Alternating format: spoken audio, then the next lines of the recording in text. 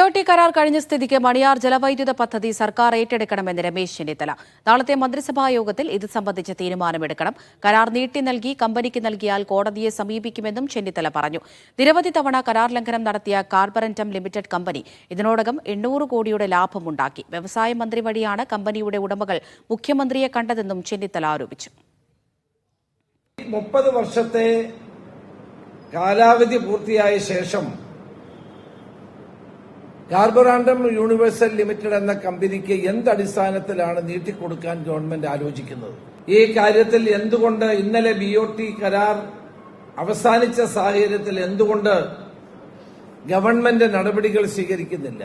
അപ്പൊ അവാസ്തവമായ കാര്യങ്ങൾ പറഞ്ഞുകൊണ്ട് 25 വർഷം കൂടി നീട്ടി വാങ്ങുന്ന ഈ നടപടി ഒരു കാരണവശാലും അംഗീകരിക്കാൻ സാധ്യമല്ല.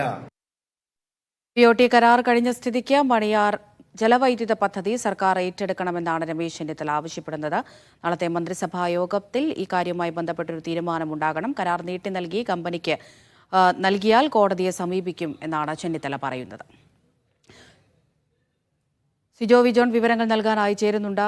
സിജോ, ആരോപണങ്ങൾ കൂടുതൽ കടുപ്പിക്കുകയാണോ ചെന്നിത്തല? ആരോപണങ്ങൾ കൂടുതൽ കടുപ്പിക്കുകയാണ്. അതോടൊപ്പം തന്നെ നിയമപരമായ നടപടിയുമായി മുന്നോട്ട് പോകുമെന്നാണ് ഇപ്പോൾ രമേശ് ചെന്നിത്തല വ്യക്തമാക്കിയിരിക്കുന്നത്. എന്തടിസ്ഥാനത്തിലാണ് കാർബറന്റം ലിമിറ്റഡിന് ഈ കരാർ നീട്ടി നൽകുന്നത് മനസ്സിലാവുന്നില്ല. കമ്പനി ഇതിനോടകം തന്നെ 800 കോടിയുടെ ലാഭം ഉണ്ടാക്കിയിട്ടുണ്ട്. ചില താല്പര്യങ്ങളുടെ ഭാഗമായാണ് ഇത്തരത്തിൽ കമ്പനിക്ക് വീണ്ടും കരാർ നീട്ടി നൽകാനുള്ള നടപടികളിലേക്ക് പോകുന്നതെന്നാണ് രമേശ് ചെന്നിത്തല ഇപ്പോൾ വ്യക്തമാക്കിയിരിക്കുന്നത്. എന്തായാലും നടപടികൾ നിയമപരമായ നടപടി ഇതിൽ സ്വീകരിക്കുമെന്ന് രമേശ് ചെന്നിത്തല വ്യക്തമാക്കുകയും ചെയ്തിരുന്നു. ഈ കരാർ നീട്ടി നൽകുന്നതിനെതിരെ നേരത്തെയും രമേശ് ചെന്നിത്തല വലിയ പ്രതിഷേധവുമായി രംഗത്ത് വരികയും ചെയ്തിരുന്നു.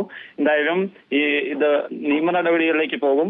ഈ കരാറിനെ കോടതിയിൽ ചോദ്യം ചെയ്യുമെന്നാണ് ഇപ്പോൾ രമേശ് ചെന്നിത്തല വ്യക്തമാക്കിയിരിക്കുന്നത്. ശരി സിജോ.